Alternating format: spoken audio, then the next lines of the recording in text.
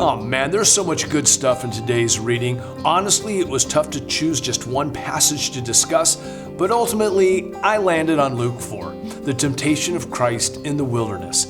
Notice something about the temptations that the devil brought his way. Here in verse 3, he says, "You've been fasting, so turn these stones into bread." And then in verses 6 and 7, he says, "Look at the kingdoms of the world, worship me and they're yours." And in verses 9 through 11, he says to Jesus, "Jump off this high peak and see if those angels won't protect you." These are the same temptations the devil always uses: the lust of the flesh, lust of the eyes, the pride of life, 1 John 2:16. He used the same ones in the garden with Adam and Eve. But now notice how Jesus overcame every single temptation. He relied upon the Word of God, the sword of the Spirit. In fact, every time he used the book of Deuteronomy in his rebuttals. And that's exactly why the psalmist encourages us to hide the Word of God in our hearts. He says, "Thy word have I hid in my heart that I might not sin against thee," Psalm 119:11.